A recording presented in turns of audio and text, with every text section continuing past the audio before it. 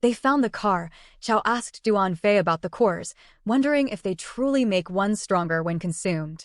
Duan Fe confirmed it, but cautioned that eating cores could turn him into a zombie. He suggested waiting for the professor's research. Chao apologized for asking such a strange question. Duan Fe told him that you don't have to wait that long, since zombies are evolving faster, so he will also make development for gene medicine faster. Chao became tense, sensing something was troubling him. Duan Fe noticed and asked what was troubling him. Chao explained his concern for Commander Guan, who was secretly gathering awakened soldiers, while Luo focused on shelter construction, potentially putting himself in danger. Duan Fe reassured him, saying that Luo wouldn't lose to Guan. They arrived at the shelter, still under construction but progressing well. As they approached, they encountered many awakened individuals following Commander Guan, while others aided Commander Luo in construction. Duan Fe and Goldie watched the progress until a girl rushed toward them, warning Duan Fe to move, fearing something bad would happen. Duan Fe stopped the bike with one hand, causing the girl to fly off and scream as she hung in the air. Duan Fe cleverly caught the girl, surprising her. He asked if she was okay and what had happened. The girl apologized, but he assured her everything was fine. Chao approached and asked Ling San what she was doing there. Ling San was surprised that the captain was alive since Commander Luo couldn't contact him, and everyone thought he had died on a mission. Chao asked to answer the question. She explained she had come to meet survivors. Chao asked to take Duan Fe to the infirmary and the scientists to the laboratory, with Ling San in charge. Chao then turned to Duan Fe, saying he would report everything to Commander Luo. For now, he asked Duan Fe to go through procedures with other survivors and to be cautious since Commander Guan had influence and they weren't on good terms. Chao urged Duan Fe not to do anything rash until meeting Commander Luo. Buses with survivors arrived. Chao went with the survivors while Duan Fe thought it wasn't worth confronting Guan yet. Instead, he needed to adapt to the environment and reach Commander Luo's camp for resources and connections to find his sister. Ling San instructed the survivors for infection checks, which some didn't appreciate. Ling San explained the necessity of safety measures and mentioned filling out forms before examinations. Duan Fe picked up a form, agreeing with Commander Luo's cautious approach, having witnessed tragedies due to safety violations in his past life. As people chatted, Ling San requested silence and thought he had already seen her somewhere. The girl introduced herself as Ling Wan. Duan Fe recently saved their group, and now he remembered her. He smiled and was surprised that she had joined the medical team. He asked how Xia was doing. The girl said that Xia was much stronger than her and had a great position, but recently she encountered some problems. Survivors from the line shouted for them to quickly solve everything because they were waiting. Duan Fe said he would leave, but Goldie would accompany you. If there's a virus in him, it will be bad. Ling Wenwen was touched by the dog. Duan Fe reassured her that Goldie was not just a beast and was obedient. She invited Duan Fe to have dinner together, expressing her happiness to see him. Duan Fe agreed as he finished his examination. The doctor said that's all for now and instructed him to go to the waiting room. Duan Fe walked into the waiting room, which was full of people. Soldiers entered and checked people. One of them asked who Wang Dezhuang was. He responded, a little scared. It turned out that this man was infected. He was grabbed by 2 soldiers and told he would be quarantined. He then informed the remaining survivors that they were not infected except for Duan Fe, who needed to stay. Duan Fe got very tense, not understanding why they were singling him out. People left, saying he may turn into zombie anytime and should stay away from him. The commander looked after each survivor. When everyone left, the soldier said that Captain Chao reported that Duan Fe was an important guest. Soldier asked Duan Fe to follow him. He would take him to his room. So, he was sitting in his new room. He looked at the photo of his sister. Thoughts about her did not give him peace. He wanted to know where his little sister was. Meanwhile, his sister was undergoing examinations. She was placed in a capsule like others before her. The man asked how the tests were going, and the assistant said they didn't contain what they were looking for. Suddenly, someone knocked on Duan Fe's door. He didn't understand who it was. Ling Wenwen came to see him with Goldie. The girl reminded him about dinner and decided to pick him up right away to take him to a canteen. Duan Fe took the pet in his arms and thanked the girl, mentioning he was just hungry. He said he didn't immediately recognize her in those clothes. The girl laughed embarrassedly, explaining she had simply changed. She also added that Xia was coming to the cafeteria at this time. Wenwen invited Duan Fe to surprise her, and he agreed. He also recalled women talking about the Xia problem. Her face immediately changed when Xia awakened. Commander Guan's subordinates tried to lure her to their side, but she refused, and they didn't leave her alone. Duan Fe flew into a rage upon hearing this name. Now, Guan was brazenly trying to attribute all the awakened ones to himself. They needed to do something about this. Suddenly, the siren went off, indicating a conflict situation in the dining room on the 3rd floor, and reinforcements were needed. Duan Fe asked what happened. Woman said that most likely these people came for Xia again. She herself had already heard this siren twice. Duan Fe immediately headed forward, telling her to take him to the dining room. One of Commander Guan's representatives tried to lure Xia into their team, saying that Commander Guan will appreciate her abilities and if she joined, she would get everything she wanted. Tired of these suggestions, Xia apologized and stood up, stating she wouldn't agree no matter what they offered because she wasn't attracted to Guan's politics, urging them to leave. One of the representatives overtook the girl and blocked her passage. One of them turned to Xia and asked her to think carefully. She started screaming to be released. He said they just didn't want to work for Commander Luo all their lives. Xia's nerves began to fail, and she used her telekinesis. Commander Guan's minions jumped back, realizing why Xia was so necessary for the Guan. Her telekinesis made the entire floor shake. But he lit a flame and said she wasn't the only one with power. Guan's minions launched a fire sphere at her. She was surprised that these two were also awakened. At this time, Duan Fe came running and dispelled the sphere. Those minions recognized him, and Duan Fe said he was sorry to see each other after such a long time in such an environment. One of the main representatives of Guan was unhappy with his appearance, stating that Duan Fe was disturbing them, so they needed to teach him a lesson. The fire elemental guy began to prepare an attack, stating that he didn't like Duan Fe. He asked the metal brute to attack Duan Fe. The guy was confident that he would never break through his armor. Duan Fe used his skill, wondering if he could use it on people. Then he realized that if he started killing, he could be kicked out. He dispelled his ability. Duan Fe calculated the situation and decided that 1/3 of his strength would be enough for a metal transformation. He struck the guys in the head, and his face cracked. He flew straight into the wall from such a blow, demolishing everything in his path. The fire element guy was at a loss. But at that moment, he felt a quick step towards him. Duan Fe hovered over him and asked why they chose Guan. The guy ignored his words and asked to be spared. Duan Fe punched the guy in the stomach without hesitation. Xia, who was watching everything, was shocked. He defeated 2 awakened ones in 2 hits. After the 2 guys lay on the floor, Duan Fe walked towards their leader. He warned him not to approach because he was a direct subordinate of Commander Guan. Realizing that Duan Fe was new, the man threatened to report everything to the commander. At this moment, Duan Fe grabbed his face, ignoring all the man's words. He continued to look at him with a gloomy face. The man trembled and tried to say something. Xia intervened and asked Duan Fe to let him go, stating that if this person died, they would have problems. These words made Duan Fe think, and he understood that he didn't need to escalate the situation. He threw Captain Guan's subordinate to the floor. At that time, a brigade of soldiers was heading to the dining room. The man directed them to surround and detain all the riders. They immediately surrounded them and warned them not to move. The man asked how they dared to raise a hand against the keeper of order. Duan Fe dispelled the flames and asked him if he was subordinate to Captain Guan by chance. Xia grabbed Duan Fe's hand and told him to calm down, suggesting they could frame Luo. Commander Guan's subordinate ordered them to be captured. Duan Fe and Xia were handcuffed.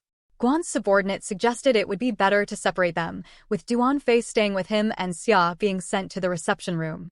Duan Fe asked Xia to find out about a girl named Xinhua. She asked if this was his sister, and he confirmed it, explaining he lost his sister to Guan and now doesn't know where she is. His sister now hasn't awakened, so the Guan can make her work for himself. Xia said she would look for her.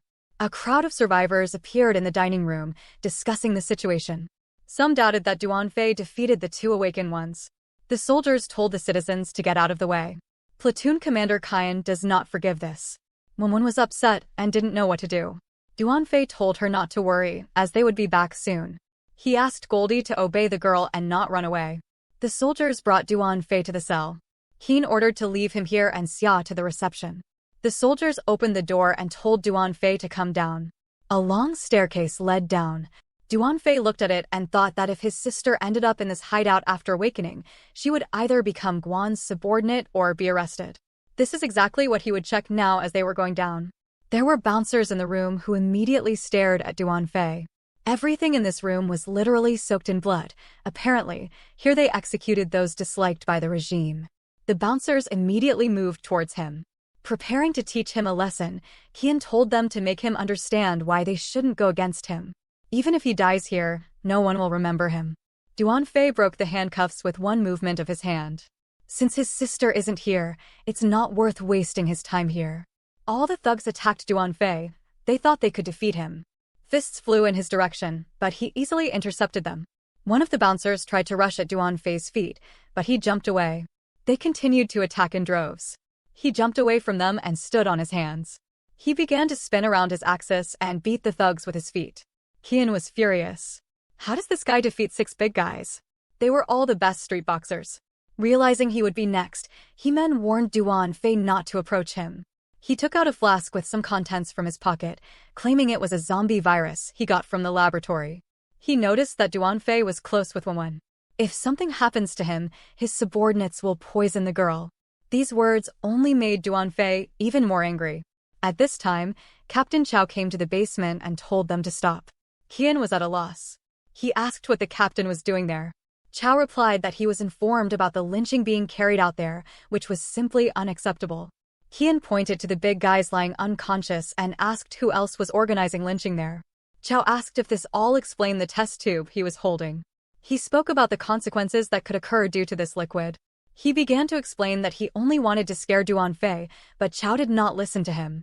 He ordered the soldiers to take him away and report to the captain.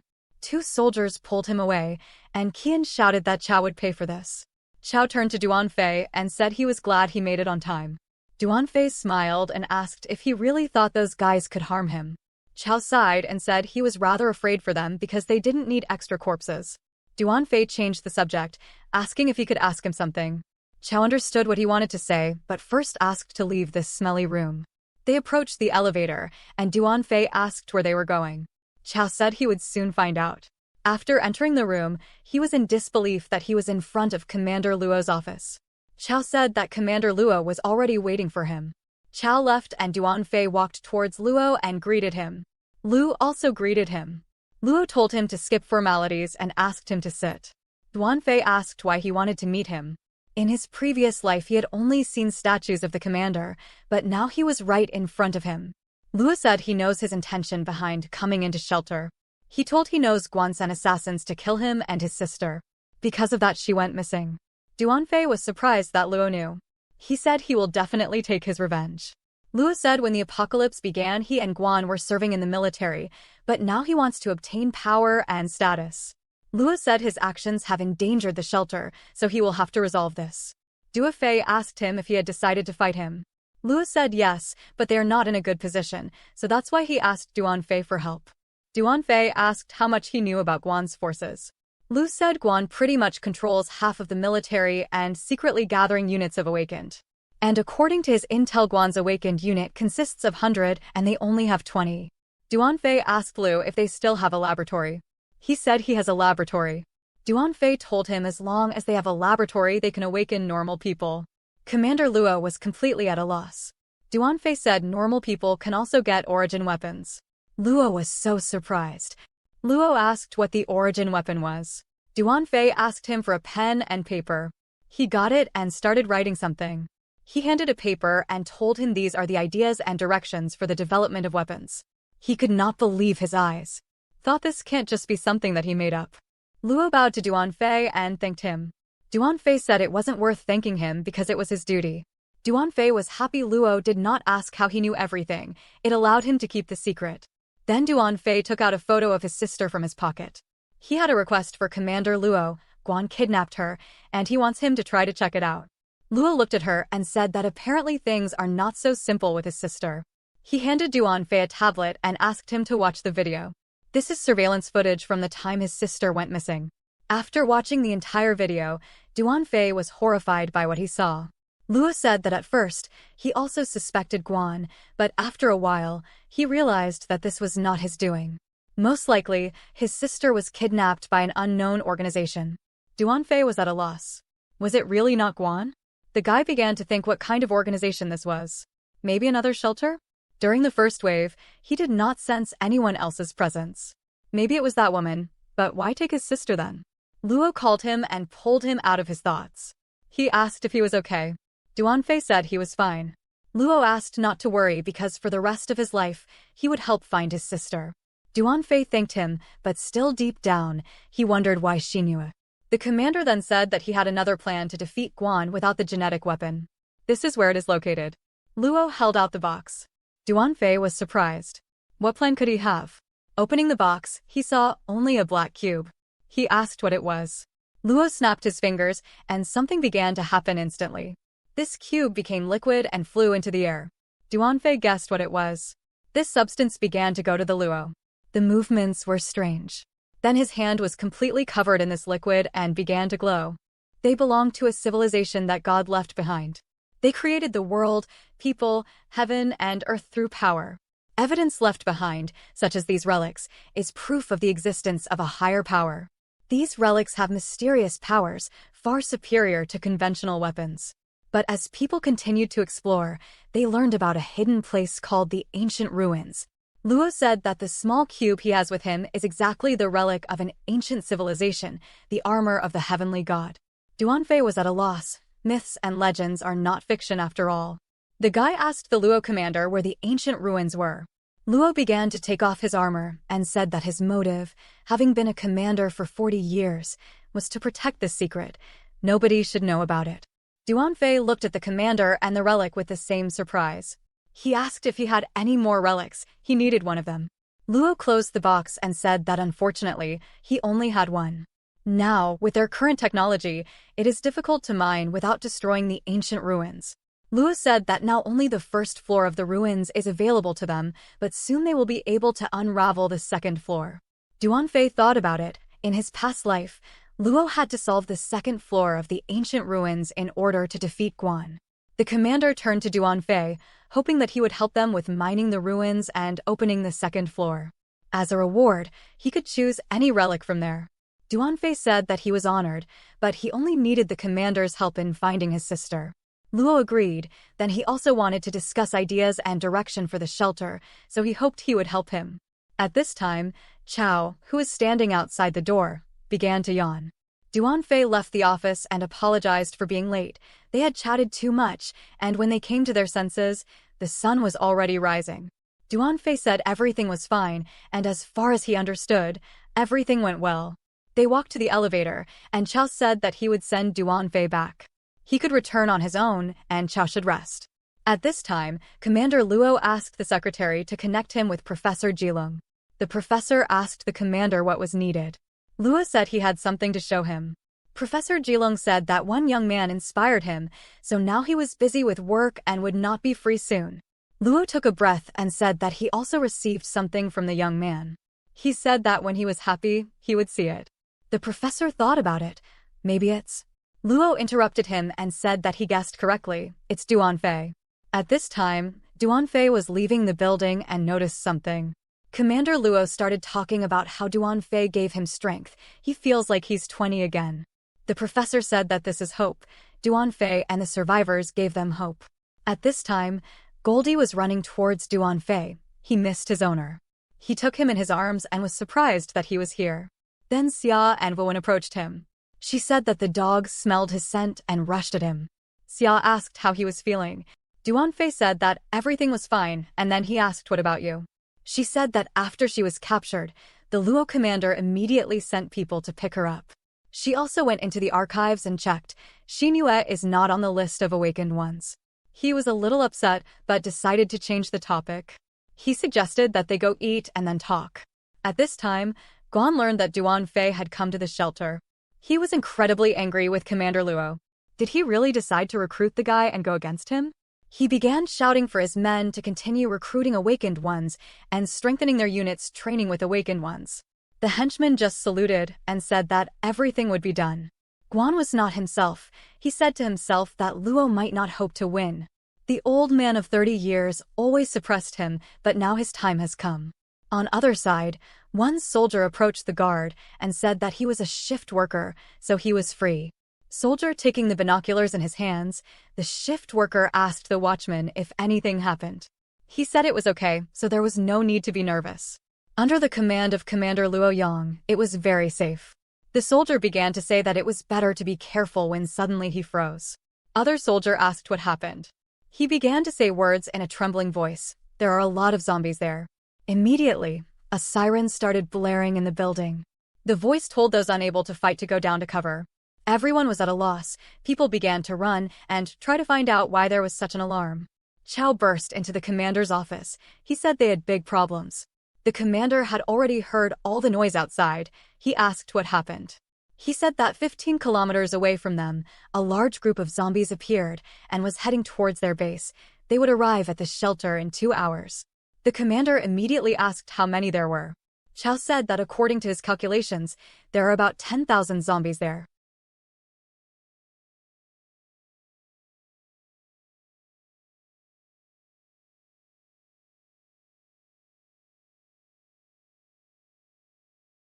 After hearing about the zombies, Luo was terrified. Their base was still under construction, and they were simply not prepared to face so many zombies. The commander told the secretary to call Commander Guan. Guan immediately answered Luo's call. Luo said that he should already know exactly what was happening at the base. Guan said he already knew. If 10,000 zombies arrive at the shelter, it will simply collapse in a few minutes. He said that his awakened squad are the only ones who can defeat them. Guan said that he could send him military support, but he had one condition. Luo tensed and asked what the condition was. Guan said that after this, he wants Luo to transfer all his military authority to him. Luo began to shout that even in a crisis situation. Guan said that he had long said that in the apocalypse, only with power can one rule as a king. If he agrees, the people in the shelter will be saved. Guan said it was time to make a choice. Luo was terrified. Luo said that if he helps the shelter overcome this crisis, then he will agree to this condition. They hung up. Chow, horrified, began to ask why Luo agreed to transfer his authority. The commander said they had no choice but to ask him for help. He can't seek profit when people's lives are at stake. He asked Chow to gather soldiers.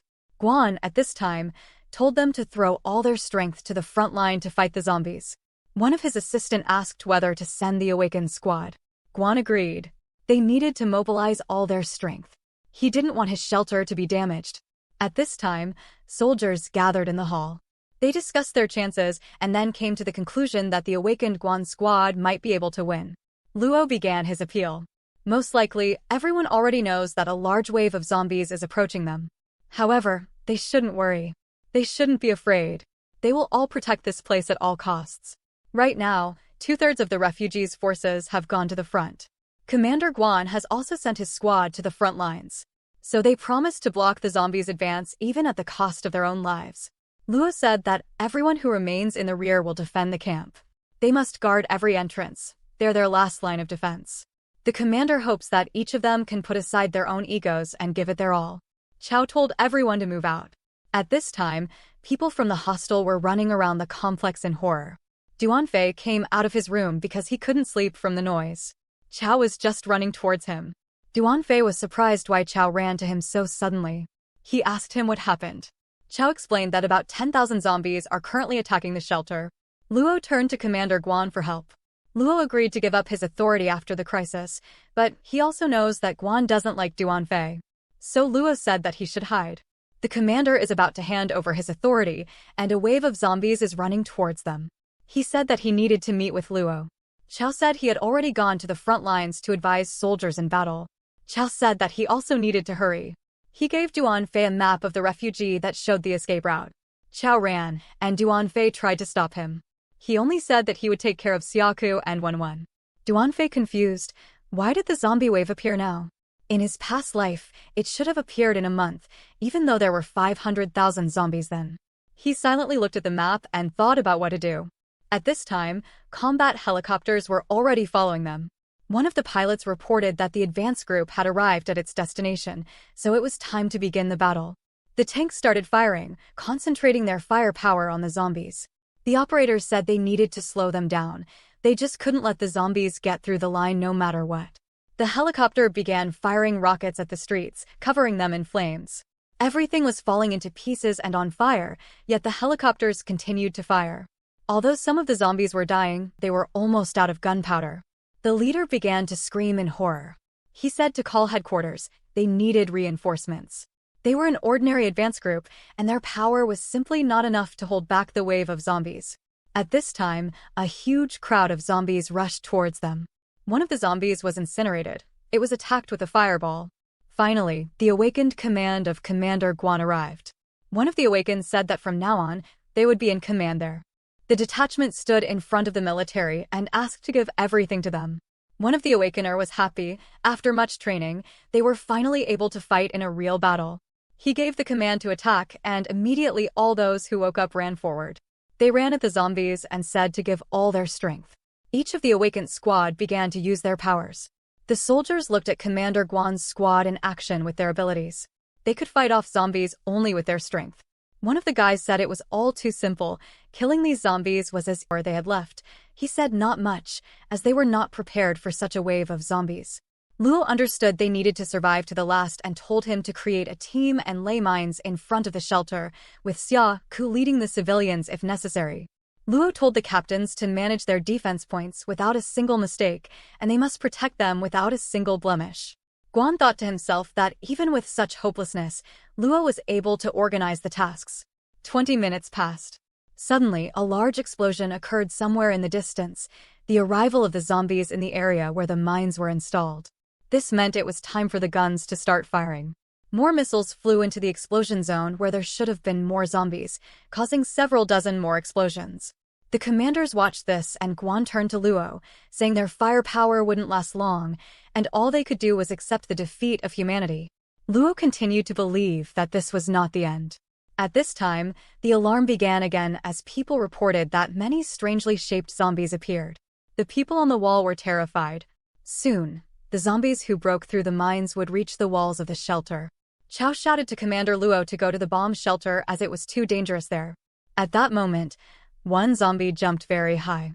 Luo was terrified as the zombie jumped over the walls, but it was expertly cut into two parts by Duan Fe and Goldie.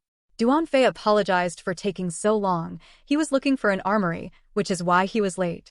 Luo was at a loss, wanting to ask something, but he interrupted even his thoughts, saying that the commander was too distrustful. They just made an alliance today and had already decided to quit. He said they didn't have to worry. Nothing would happen to the shelter because they could rely on him. Commander Luo asked Duan Fe in horror if he was really going to fight the zombies alone. Duan Fe reassured him, saying that everything was fine and he should have enough strength. Luo watched Duan Fe and excited as he and Goldie were already flying down. He told Goldie that it was his turn. Some people discussed if Hone crazy, thinking he would just die if he jumped off the wall. At that moment, a huge fiery whirlwind flew up from the bottom, and Goldie took off, flying towards the zombies. All the people on the wall were shocked, unable to figure out who or what it was, but they noticed Duan Fe on the back of the Goldie. Commander Luo suddenly came to an impossible thought. Duan Fe could really defeat the zombie wave. Meanwhile, Duan Fe was urging Goldie to go full speed ahead as they attacked the crowd of zombies, tearing everything apart. He rushed into the crowd, dealing blow after blow, cutting down zombies left and right. However, he soon sensed something was wrong and turned back, only to see a giant monster in front of him. Considering the number of awakened zombies and the scale of the wave, it was not surprising that the Guan squad was defeated. The monster began to prepare an attack, flames approaching its mouth as it released a stream of fire. Duan Fe realized that if such zombies made their way into the shelter, the consequences would be dire. Determined to stop them, he flew into the attack, hitting the monster, but his sword simply broke against its scaly defenses. Perplexed, the guy realized that ordinary weapons could not cause any harm to these zombies. He decided to utilize his supernatural abilities. He rushed towards the snake head, focusing solely on attacking. As he fought, he received a notification that he had defeated 786 ordinary zombies. Moments later, the monster was engulfed in purple flames, screaming in pain as he defeated the awakened zombie with little effort. He gained 796 evolution points for defeating just one zombie, though Duan Fe was disappointed by the relatively small number of zombies defeated. Thinking about activating his devouring ability with his weapon, he wondered if infusing the energy of devouring abilities into his sword would work. His sword turned purple, and Duan Fe immediately began testing it on dozens of zombies, confirming that he could activate devour abilities using his weapon. While ordinary weapons couldn't withstand all the force, his sword could, for now. Meanwhile, Goldie gathered flames and prepared a monstrous attack, unleashing a wall of flame from its mouth that incinerated all the zombies in its path. Observing this, Duan Fe noted that the mass ability was convenient, but also had its weaknesses, particularly its high stamina consumption. People from the wall continued to watch in disbelief as he single-handedly held back the zombie tide. Commander Luo turned back and saw the people, realizing that thanks to Duan Fe, everyone stopped being afraid of disaster. He instructed Chao to gather all those who had awakened in the shelter immediately. Luo understood that they couldn't simply sit and watch Duan Fe rushed into battle alone, so they would help him. Meanwhile, Guan watched Duan Fe's battle, determined that he will not forgive him and resolved not to stand by and wait for his own death. Goldie continued to hold the line as hundreds of zombies attacked it, zombies climbing onto its body upon reaching it. Sensing the threat, Goldie became engulfed in flames, causing the zombies on it to either fall or burn to ashes. Duan Fe, surprised by the sight, realized that Goldie had to use its form to deal with the giant snake, pushing him to its limits. As Goldie unleashed flames at full blast in its massive attack, the destruction it caused.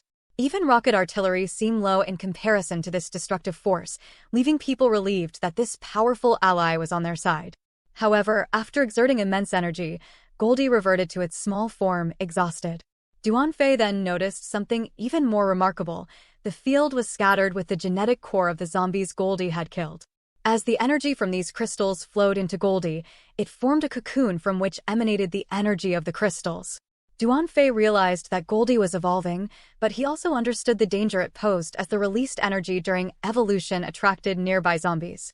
Rushing to protect Goldie, Duan Fe began destroying zombies, recognizing Goldie's irreplaceable power, especially if it evolved into a higher class. With the potential for future waves of zombies to be even larger, he knew both he and his teammates needed to get stronger.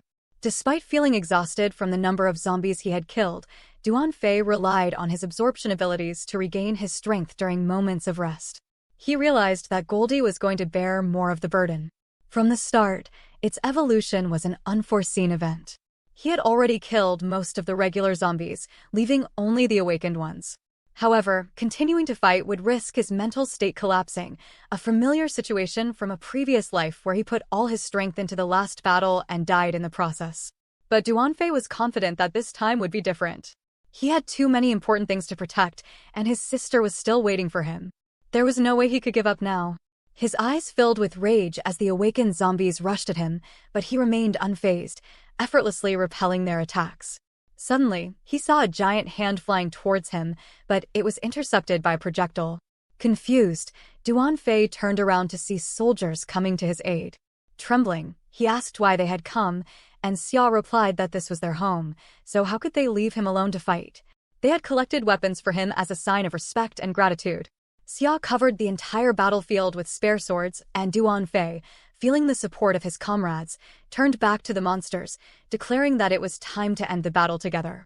Meanwhile, Commander Luo realized that the tide of battle was turning in their favor and turned to Guan, expressing confidence that they would not lose. However, his confidence was shattered when he learned that Guan had just taken off in a helicopter, along with a powerful weapon from the warehouse. Luo was shocked and asked the messenger to repeat what he had just said. At this time, the wave of zombies showed no sign of ending. Duan Fe instructed everyone to be careful, advising those without attacking abilities to stay in place and protect the cocoon. Each person received their assignment. Duan Fe requested his comrades to gather their abilities and find a way to use them effectively. As the battle began, one soldier with strong defensive abilities, possessing an F-class ability called Stonic, stepped forward to repel the monster's attacks by absorbing stones to strengthen his body.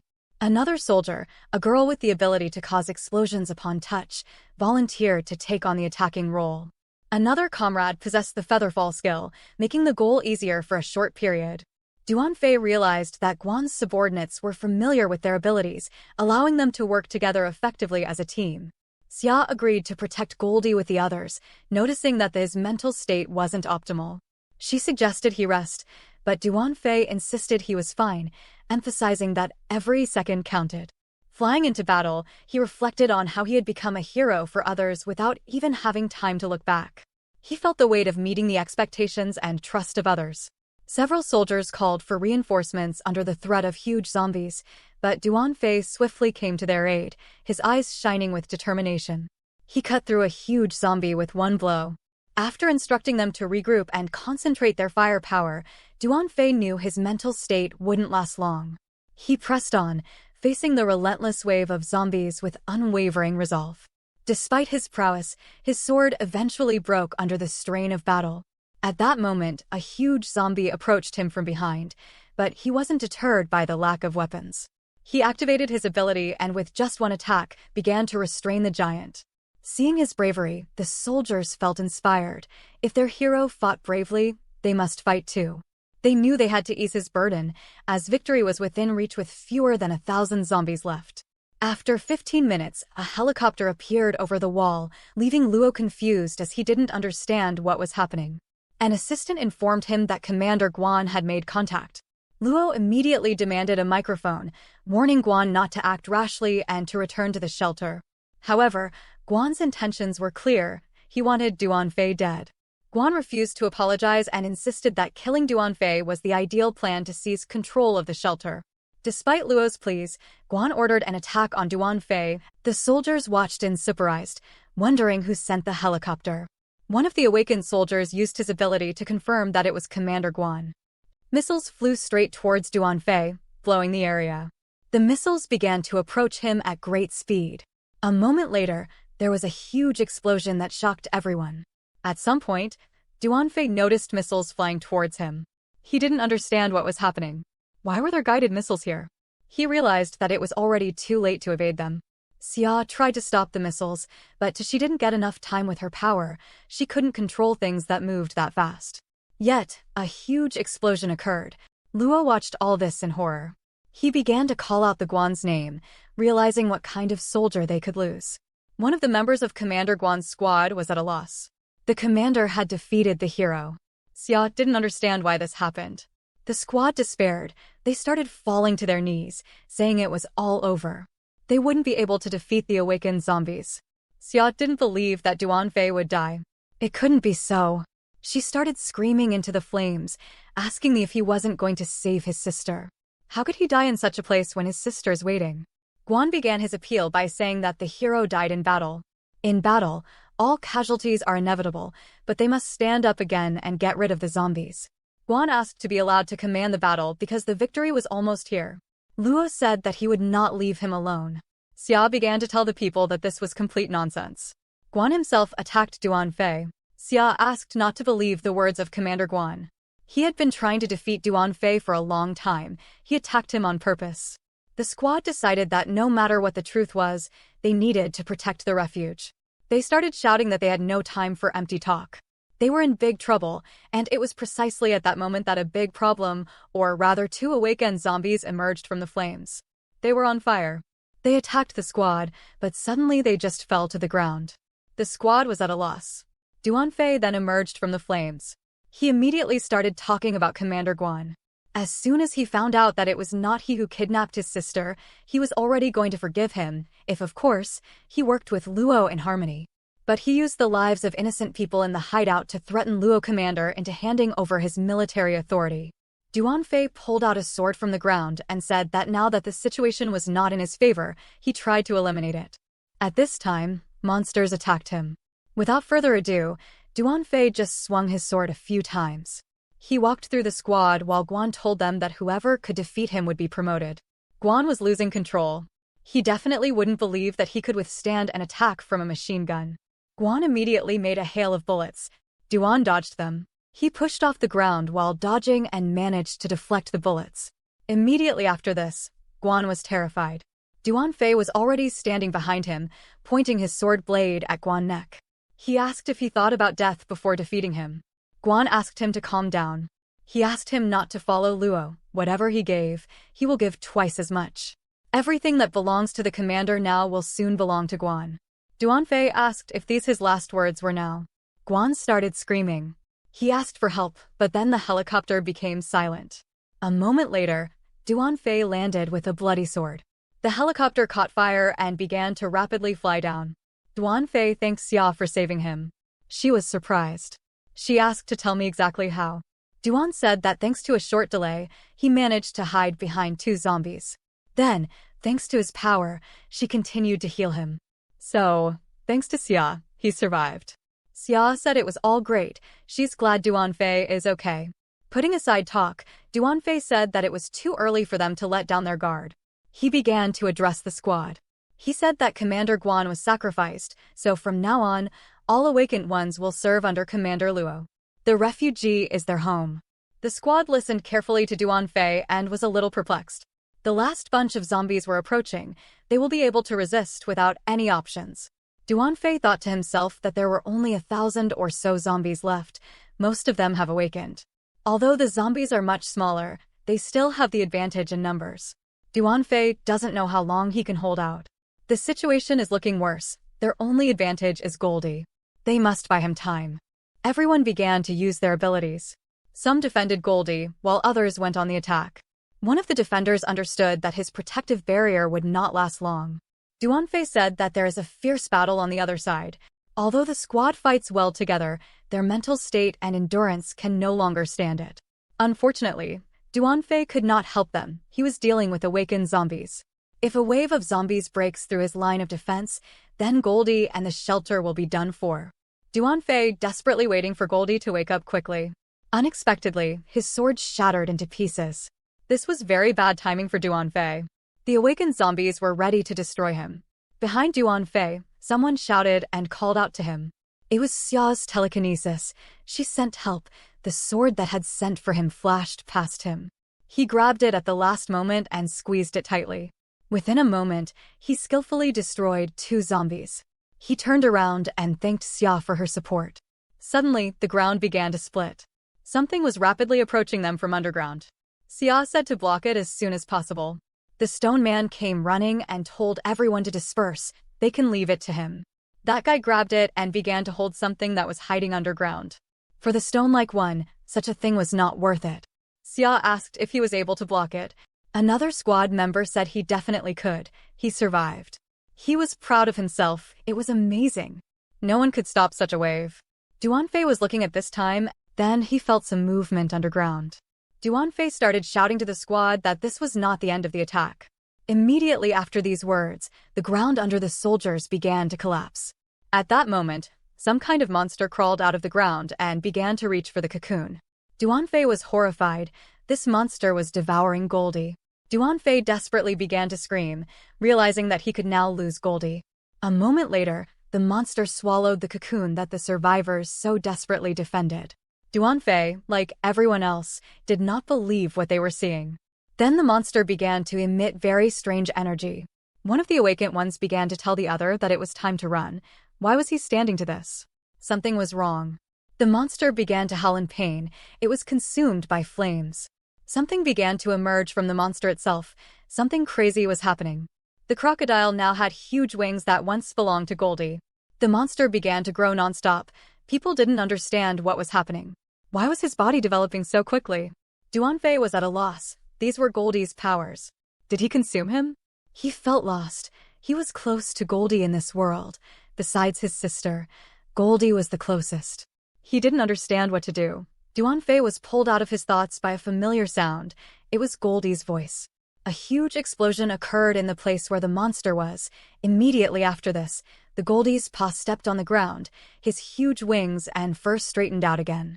It was Goldie. He's back. He became even more powerful. Duan Fe couldn't believe his eyes. Xia was incredibly happy. She was glad that Goldie woke up. Duan Fe exhaled. He almost fell for this trick. All conditions were met once again. The advantage was on the side of the people. It's time to end the zombies. Duan Fe jumped on Goldie's back and stroked him. He turned to the squad and asked them to stay where they were. He understood that their strength was already at its limit, so let them leave the rest to him. Duan Fe turned to Goldie. He said that he should now be able to defeat them. If he had woken up a little later, he would definitely not have been able to survive. He rushed past a crowd of zombies at high speed. Then he stopped abruptly, coming at the perfect distance from the enemy. Goldie, as before, began to prepare an attack. The flames rose to his throat. A moment later, a stream of flames engulfed the battlefield. At this time, Duan Fe noticed a crowd of zombies behind them. Suddenly, someone grabbed Goldie's tail. Goldie turned back. He was held by a monster with the bull mutation. It had unusual strength and high defense. He started shouting, trying to show his advantage. At this time, Goldie stood and did not move, but he did not like it. After a moment, Goldie turned around. He was furious. He began to prepare a fiery volley, which grew with each second. After a few seconds, all of Goldie's power flew towards the monster. The bull was able to withstand it. There was steam coming off of him, and it seemed like it only made him angrier. As fast as he could, he rushed towards Duan Fe and Goldie. His eyes shone with anger. He tried to ram Goldie with his horns, but Goldie stood up on his hind legs and began to hold the monster back. Immediately after the monster's unsuccessful attack, Goldie knocked him to the ground. The bull lay on the ground and did not move. At this time, they were surrounded by a crowd of zombies. Goldie began to lift off the ground and flap its wings. A moment later, he was already hanging over the battlefield. Goldie glared at the monster and zombies that were around. He began preparing his attack again, gathering a huge fireball. As he did so, the entire squad started screaming and running away, saying that this would be a merciless attack. Goldie launched a fiery beam straight from the sky to the ground. He didn't stop. The flow of flame was too great. A huge area of the battlefield was consumed by fire. People at this time were terrified. If they had run a little slower, this attack would have hit them too. Having finally finished his attack, Goldie just panted. Now all the zombies were dead. There was nothing left on the ground where the beam hit. The squad began to celebrate the victory. They did it. They thanked their hero for his help. Xia was no less bewildered and happy. They won, and as he thought, Duan Fe was very reliable. Luo looked at him and realized that his eyes were not deceiving him. They had already dealt with the zombies, so they could go down. Suddenly, Duan Fe felt danger. He turned around sharply. Strange, but sharp arrows flew towards Goldie. They passed through it, and the whole world seemed to freeze. Duan Fe screamed in horror. Once again, Goldie came under dangerous attack. At this time, the squad also noticed something was wrong. They saw a beam of light flying towards Duan Fe and Goldie. Xia ordered everyone to increase their combat readiness. There may still be zombies there. Fortunately, Goldie dodged in time. Otherwise, the outcome would have been dire. Duan Fe looked into the smoke. Were there still zombies left? But he did not feel their presence. At that moment, someone's foot stepped out of the smoke. She continued walking while Goldie landed. Duan Fe, seeing the attacker, fell into a stupor. He hoped he was imagining it. It was the master of the zombie wave. She has an E-class mutation, the bat mutation, so all her attacks contain powerful poison. Duan Fe looked at her and didn't understand why an Overlord-class zombie was already appearing. One of the squad members decided that he could deal with the last zombie. He told Duan Fe not to interfere. Duan Fe started screaming that they shouldn't dare approach her. This zombie is different from the others. He told Duan Fe not to worry because she was an ordinary zombie woman. He will finish this battle. Zombie girl looked emotionlessly at the soldier who was walking towards her. She swung just once and destroyed him with one blow. His blood dripped from her fingers. The squad was at a loss. He was the strongest among them. Duan Fe told them to stop because she was not on the same level as them. They need to stay put. Duan Fe looked at Goldie. Duan Fe told Goldie to rest. He was poisoned, and if he started to tense up, the poison would start to work faster. Xia said it was too dangerous. They should all be together. Duan Fe said that it was useless because if she approached her, she would die helplessly. He has one way to win. This plan was the devouring ability that he had. If he can activate it, then it will be the end. Duan Fe ran towards her as fast as he could. Duan Fe jumped towards her and thought that if he uses brute force with the current state of his body, he is unlikely to be able to win. Duan Fe was swinging his sword at that time. He flew straight at the zombie girl. She didn't even move. At that time, Duan Fe threw a punch, but the zombie girl easily blocked the blow. Zombies of this class have really high defense. Immediately after his attack, a counterattack followed by Duan Fe. Duan Fe tensed, realizing what could happen now. He barely blocked her blow. He didn't understand why. Most likely, she doesn't even fight him with all her might. She makes everything too easy. Suddenly, everything just started to blur. His eyes gradually closed. Duan Fe found himself in the tree of consciousness. A moment later, he found himself back in reality. Zombie girl held him by the throat. She looked at him without emotion, but it was a rather gloomy face. Duan Fe opened his eyes wide. He didn't know what to do. Finally, he was able to catch her. Duan Fe touched her with his hand. The ability Devour had been activated. The zombie girl immediately felt that something was wrong with her, and a moment later, she was covered in purple flames. She was able to miraculously throw it away. Duan Fe barely slowed down. At that time, the alert said that the ability Devour activation was not activated. The target is too strong, so devouring it will take a minute. Duan Fe was at a loss. Why does this restriction exist at all? Apparently, the zombie girl understood his plan and raised her defenses. Duan Fe knew that he couldn't get to her so easily. Deciding that he wouldn't die without trying to defeat this zombie, he took a stance. He will continue to look for a way to get closer to her. He started throwing a lot of punches. He needs to limit her mobility to buy time to devour her. He guessed that she would deliberately avoid his attacks. Unexpectedly for Duan Fe, the zombie struck. Her hand flew in front of the guy's face. Then she nevertheless dealt a blow that was unexpected for Duan Fe. From such an attack, Duan Fe flew several meters back. With the help of his hand, he was able to stop. He wanted to destroy her quickly. He simply did not understand how he could contain her. Suddenly, his face changed from anger to shock.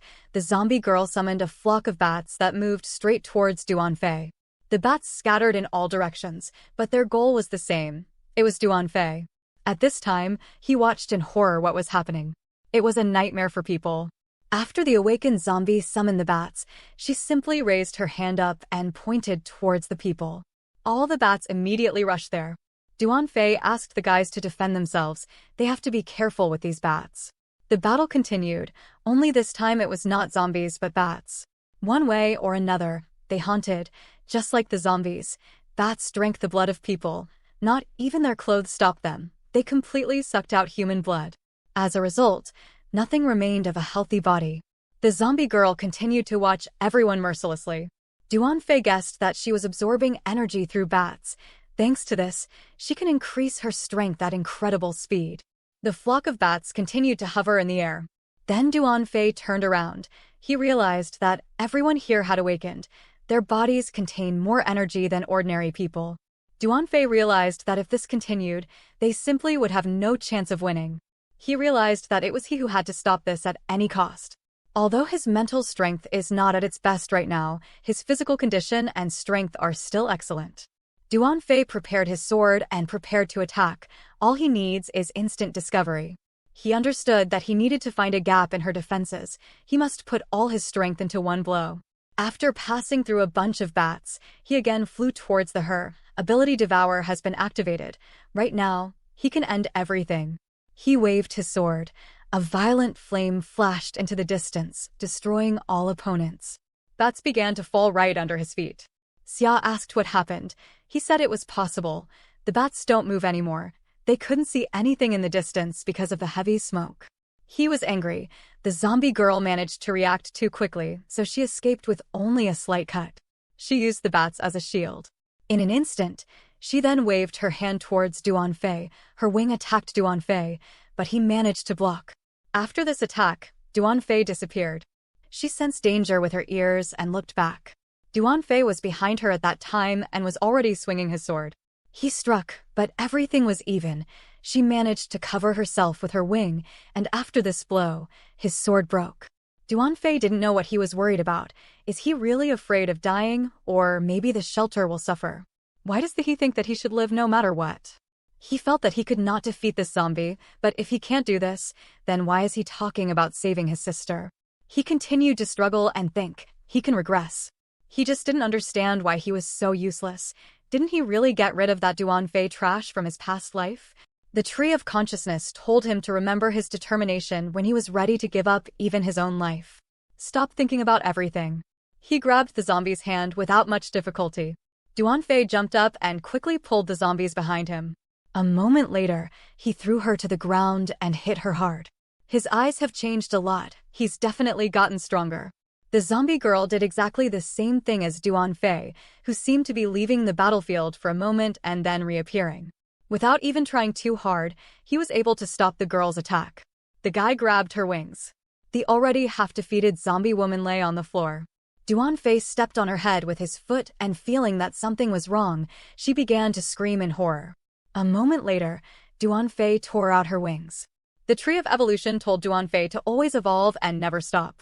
Duan Fe's eyes gradually began to open. Then the guy jumped up. He didn't understand where he was, and he turned his head back. In front of him was a giant tree. Duan Fe didn't understand what it was. From the top of the tree, a spirit began to descend to him, who wanted to tell him something. He recognized it as the Tree of Evolution. Duan Fe started asking where they were now and why he wasn't in the middle of a fight. The spirit said that Duan Fe's mind had disintegrated. He needs to evolve further. He must not fail. He must develop. Began to emerge from it.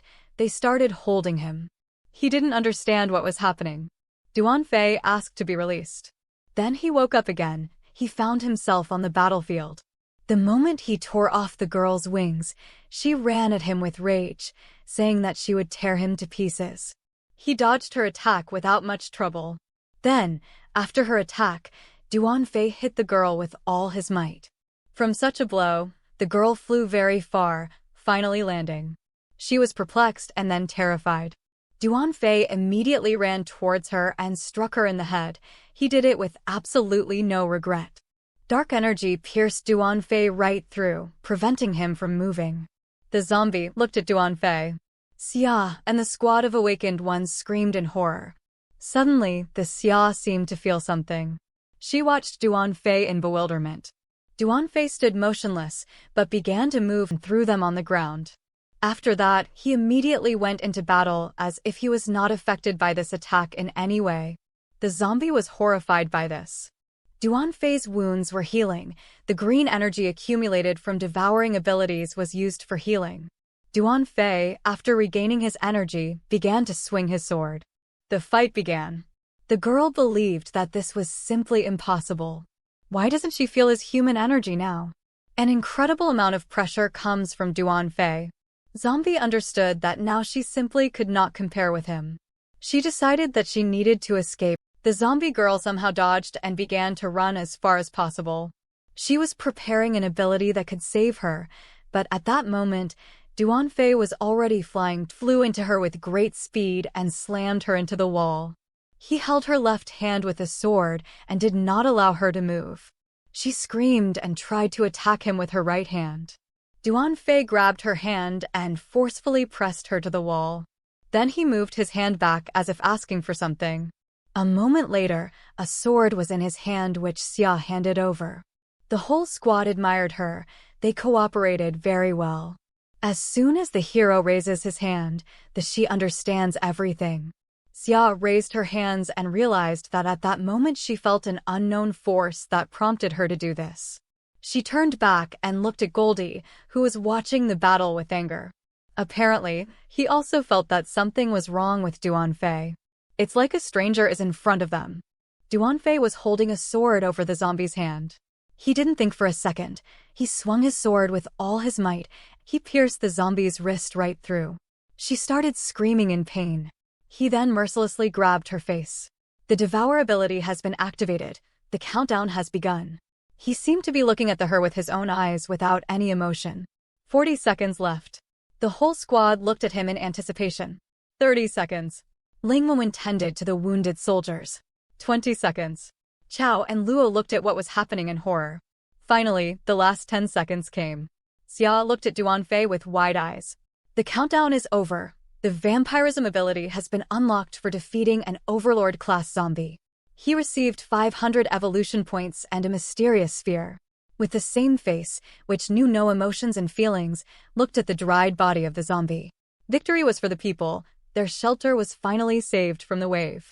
The sun was rising on the horizon. The Luo ordered to meet their hero. Chao immediately took on this task. That he ordered the scientists to make weapons for Duan Fe.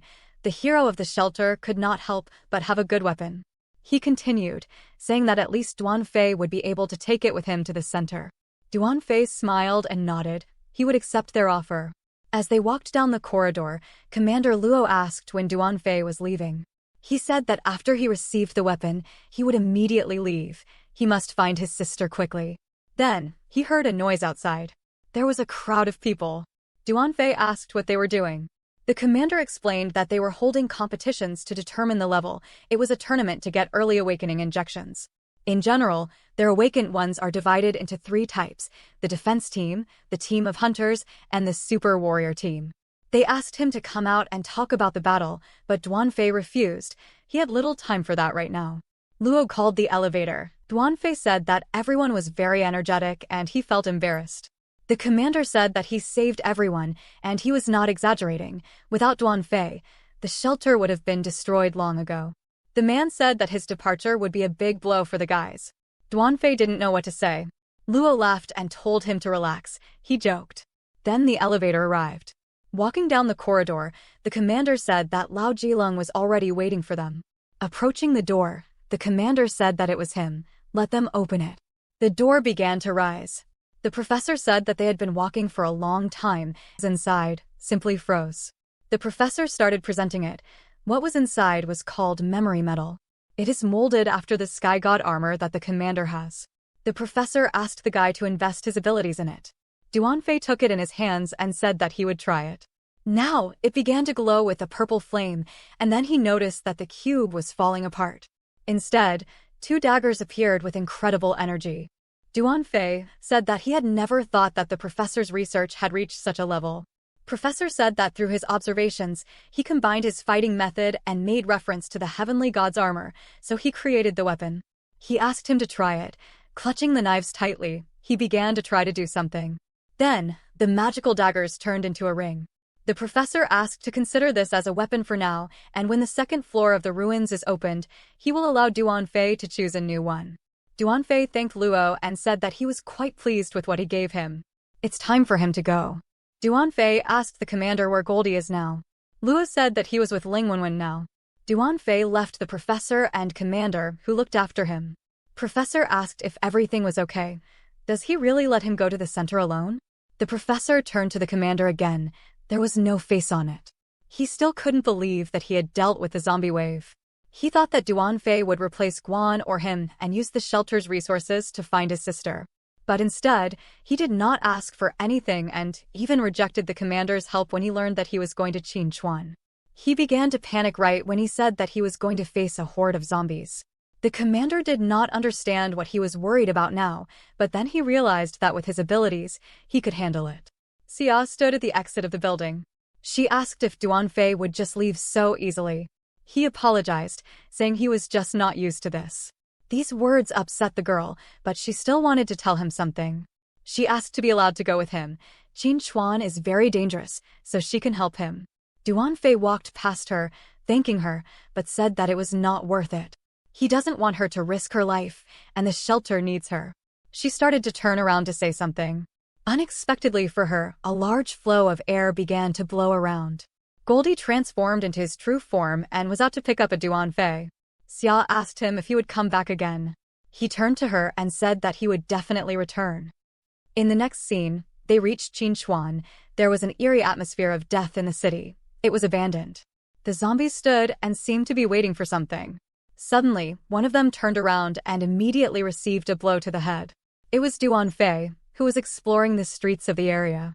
A week has passed, and as he expected, the number of mutated zombies is much greater than in his previous life. He tried to enter the central zone many times this week, but he couldn't. It is very difficult to imagine what is hidden there. Every time he approaches this place, the evolution tree gives a strong reaction. Duan Fe turned to Goldie and said, "We need to quickly end everything and return to rest," he said. There were many destroyed multi-story buildings in the city. Suddenly, Goldie smelled something and started sniffing. After that, he began to growl angrily. Duan Fe asked what happened. He did not feel the presence of zombies. They have been living at this base for several days, but before that, they cleared the area of zombies. Duan Fe decided that Goldie's sense of smell was stronger than his. Maybe there really is a zombie here. He took out his daggers. He told Goldie not to rush. They needed to look around. He looked out from behind the door where most likely there was danger. Seeing what was in the room, he froze. The guy addressed the girl by her name, Juan. He told her to eat calmly. It was safe here. The girl said that she wanted to share it with her brother, but he said that he was not hungry. The guy felt someone's presence. He turned his head and asked who was there. Duan Fe addressed them, but still thought the same to himself. He didn't expect to see any survivors in this area. The guy shielded his sister. He said to stay behind. And said why did they catch up so quickly? He ran towards Duan Fe with a knife. And shouted the name of some Zhao Kang. Duan Fe asked again in bewilderment. The guy stabbed, but Duan Fe still dodged and said that he was not Zhao Kang and had no idea who he was. The stranger himself asked again out of bewilderment. Then he examined him and realized that he had mistaken him for someone else. Duan Fe asked to look more carefully next time. The guy and his sister bowed, expressing their apologies. He quickly decided to introduce himself. After this, he asked how he could contact them. The guy said his name was Chun and decided to tell what happened. After 15 minutes, Chun finished his sad story. Huan's sister was his girlfriend. She was tortured by Zhao Kang, and then she was fed to a monster. Now he only has Huan left. He can't let anything happen to her. He began to blame himself. He said that he was very weak. He literally could not even take revenge on his offenders. Duan Fe intervened. He said it wasn't his fault. Those creatures have crossed all boundaries. You can't use people to feed the monster. Chun said that this is not all. Zhao Kang often used people to lure zombies and feed them to the monster. Duan Fe understood that under normal conditions, a zombie or a beast would eat a person, but these people are feeding the monster, which is very strange. He asked to examine Chen's hand. He agreed. Duan Fe looked at the hand and, as expected, he saw a plant seed. That monster needs human food. They have a certain camouflage like other animals. If you plant seeds in a human body, it can be used as bait.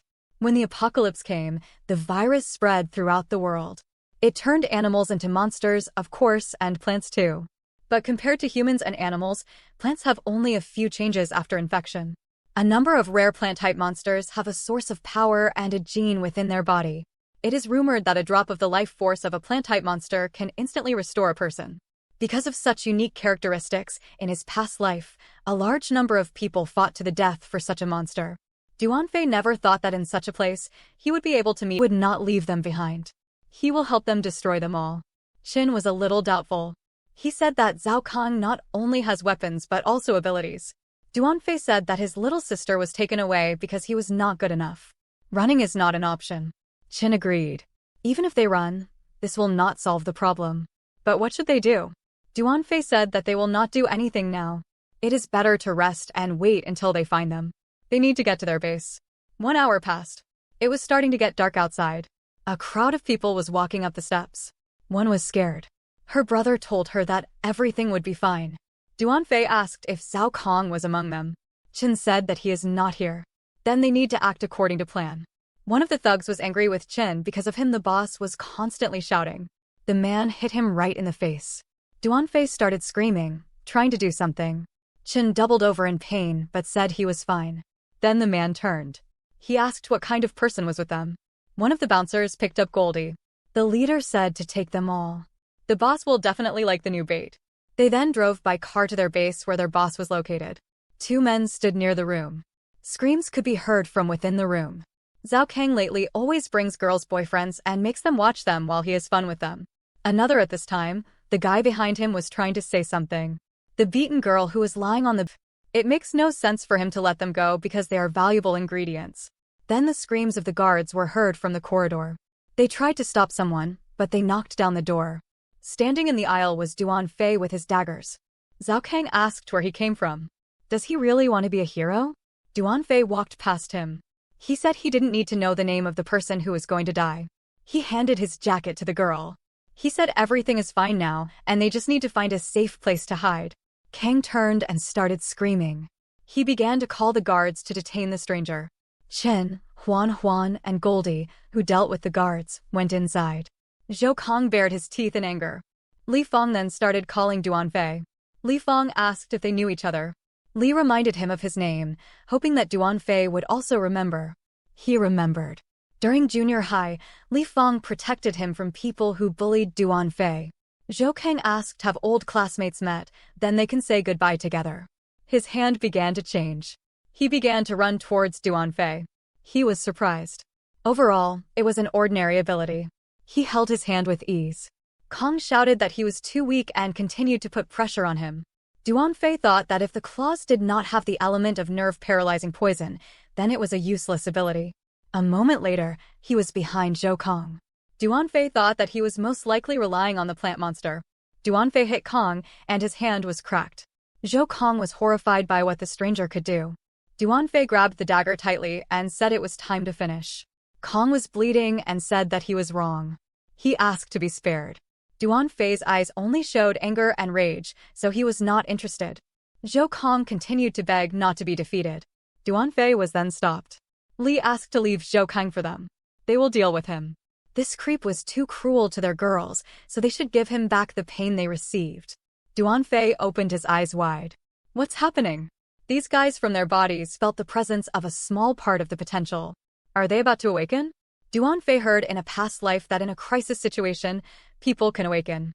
Li and Chen seemed to be one of these. He agreed, but asked to beware of the poison of his sharp claws. If they enter the center with him, then it will be safer with two awakened ones. Zhou Kong came up with a plan. At this time, he was going to use them as hostages to escape. Li Fong and Chen ran toward Zhou Kong intending to destroy him. One of them then hit with a bat, but Kong defended himself with his hand. He asked if they really believed that they could defeat him. They couldn't even protect their own woman. Li Fong defended himself from Kang's attacks and lost his mind. At this time, the enraged Chen rammed towards Zhou Kong. He flew several meters away, but was able to stop with the help of his claw. He raised his head and could not understand what was happening. Why do these two feel different than before? Before, it was as if they had become stronger. Kong was bothered by the fact that weaklings like Li Fong and Chen looked down on him. He said he had changed his mind. If he dies, he will take them too. Lia Feng's bat broke. Chen shouted, but getting distracted wasn't a good idea. Kong caught Chen making a mistake and stabbed him. The girl began to turn her head in horror. She asked Duan Fe to help them because they were no match for the thug. Duan Fe said that now is not the time. Duan Fe himself understands their pain. They hate him because they are weak. They are trying to atone for their guilt. Seeking change also involves risk. The worse the situation, the higher the chance of awakening potential. Ken ran at Li Fong and Chen asking where the power they possessed was. He said that at the end of the day, they are just weaklings who like to pretend to be tough. A giant hand grabbed Li Fong. Kong was going to defeat him. The girl began to beg Duan Fe to intervene. He decided that this method was difficult to use to awaken and become strong. Duan Fe grabbed the daggers in his hands. He was ready to defeat Zhou Kong. At this time, Li Fong suffered greatly. He was literally pierced by something sharp. All the guys were shocked, looking at this. They didn't know what it was. His girlfriend screamed in horror. Li Fong himself was at a loss. He started coughing up blood. Duan Fe fled, and as expected, it was too risky. He needs to quickly send green energy to save him. Then he stopped in bewilderment. Something happened. His body seemed to suddenly become heavier. What's happened? At this time, Duan Fe turned his head in confusion. This was Chen's ability. He can control gravity. Zhou Kong didn't understand what was happening and Guan's sister. At this time, Chen Hao was watching him. The next blow was for his girl. Then there was a blow because Zhou Kang, having the ability, does not protect people but tortures the weak. Kang started laughing. Protecting the weak, it was funny for him. In the blink of an eye, he was already lying on the floor. After the battle ended, an eye appeared before Li Fong's eyes, reminding him of the effect of the poison. Li Fong fell to the floor and began to twist, feeling insane pain. He started vomiting blood right underneath himself. Duan Fe said that he was poisoned by Zhou Kang. Because of his movements, the poison spread throughout his entire body. An earthquake began. Duan Fe said that it was because the monster's food supplier died. He told Chen to take everyone with him and get out of here. Chen picked up the Li Fong and asked Duan Fe what would happen to him. He said he would stay here to deal with the monster. Once he defeated him, they would be able to cure Li Fong. Spiny roots began to emerge from the ceiling. The fleeing guys did not understand whether it was really possible to leave their savior alone. Li Fong said that he had known him since junior high, although it had been a long time since they had seen each other, but today they met. His changes shocked him, The weak look had completely disappeared, replaced by maturity itself. Duan Fe stood and waited for the plant-type monster. There were a lot of roots around. Duan Fe said that it was time for the plant itself to appear with its main body. Then one of the huge vines landed right in front of him. The monster finally showed itself in all its glory. It was of colossal size. Chin stood in horror. Is this really the monster that the freak was feeding? They lived on this monster. Then they noticed something. Duan Fe was visible in the sky. He is okay. Duan Fe stood on Goldie and thought that in a previous life he had heard about the raid of the S-rank flower-bearing tyrant. That battle was won with many losses. This monster was D-rank. His energy is not stable. If Duan Fe is with Goldie, then the plant will not cause much trouble. The monster started talking to Duan Fe. This meant that the monster had its own consciousness. The plant said that he defeated his puppet. Duan Fe should be his food provider. He asked why the monster was showing him all this. He won't become a puppet, so there's no need to talk nonsense. The monster was not pleased with this answer. He said that then Duan Fe will die. He said it was up to Goldie. We need to stop this flower's body, and Duan Fe's mission was to enter his inner body and finish him off. The battle has begun. Duan Fe flew straight inside, activating his devouring ability. Duan Fe knew that the mutated plant had a weak point, which was the core of the inner body.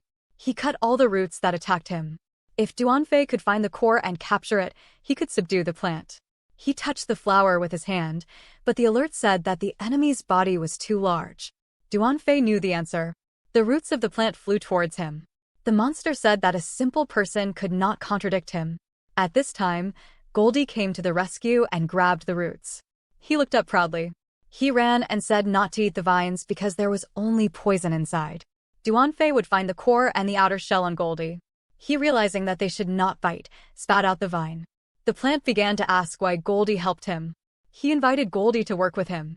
Goldie started making fun of him, saying that no one would want to work with such an ugly plant.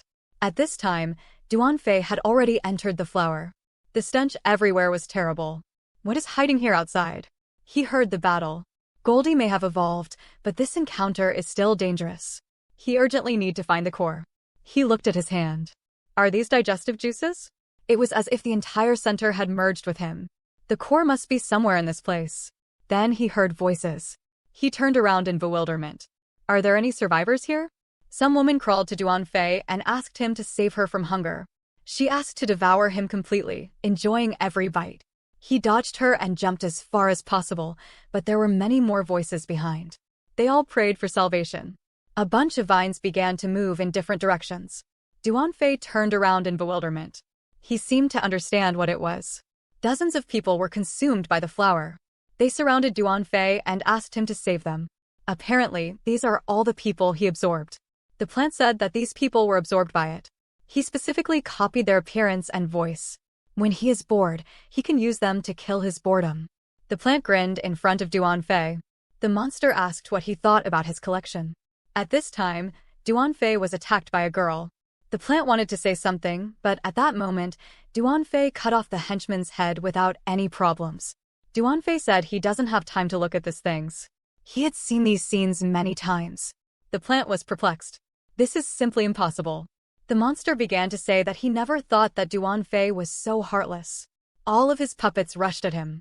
Duan Fe defeated all his acquaintances who were represented by plants without any problems, but unexpectedly for him, he heard his sister's voice. She stood behind him, the sister who was in the guise of a plant, asking her brother to save her. Then the plant finally realized that it had found a weak spot. He can't defeat his little sister. The monster began to grin even more. He decided that he would let him hear more of his sister's sounds. After these words, Duan Fe flew into a rage. He said that the plant would die even more painfully. It began to laugh, saying that this was simply impossible because he had found Duan Fe's weakness. At this moment, Duan Fe jumped into the monster's mouth. The plant continued to laugh because now it would simply strangle him with its own body. He inside the monster looked around. He then picked up the daggers and activated the ability. He started cutting everything he could get his hands on. The monster screamed in pain. He couldn't believe what was happening. A moment later, part of his body was torn into pieces. The plant admired his courage and decided to spare him. Duan Fe asked if the monster was now asking for mercy. The plant asked what he was carrying. He was just giving a chance to survive. He felt something and decided to turn back. He saw a glow that came from under the vines. The core must be below this level. The plant asked him how he knew about the core. Who is he? He was approaching the glow. Then, with just one movement, he cut the vines. Duan Fe found the core, and to be honest, he didn't think that such a huge monster had such a small core. He told the plant not to act arrogantly before it died. Duan Fe activated his devouring ability and reached out with his hand towards the core. The monster asked him to stop. Then it's clear why the tree cares so much about the flower. But then the tree said that there was a stronger one in this area. Duan Fe looked at the tree thoughtfully. Looks like the monster should be in the center. Returning to reality, he decided that he first needed to find the source of life force. At this time, the guys were watching the battle with the flower when suddenly it collapsed. Duan Fe won. Li Fong asked Qin to go check the situation. Qin asked what would happen to them. To which Li Fong said not to worry because it was safe here. Qin, in this case, said that he would go and check the situation and find out the situation. He'll be back soon. At this time, Duan Fe found the source of vitality. Now Li Fong will be saved. Duan Fe heard a voice behind him. Duan Fe turned around. It was Qin and Goldie. They were all worried about him. Duan Fe asked why Goldie was with him. He said that he saw it in the ruins and took it with him. Duan Fe said thank you for taking him along. He then said that this place is very safe. We need to bring Li Fong and the others here. We need to deal with the poison immediately. Duan Fe said that Goldie did well for fighting a D-rank monster alone. He needed rest. 20 minutes later, Li Fong was placed into the source. Duan Fe said that the poison and any wounds would be healed. Qin thought it was magical. Duan Fe said that Goldie is also completely healthy. Duan Fe said that Chen should come in too, but he refused because he was not injured. Duan Fe said that the source could increase strength and help them rise in rank. This will help them become stronger. Chen said that he understood everything, so he will come in. Duan Fe then thought about it. They may take some time to absorb. Duan Fe has collected many fragments that he can use to increase his abilities and then sign a contract. Duan Fe then activated the ability contract and touched Li Fong. A shadow enveloped him. The ability contract has been formed. Duan Fe gained the shadow-breaking skill. After that, Duan Fe turned to Goldie. He ordered it to protect the survivors, and he will go on patrol.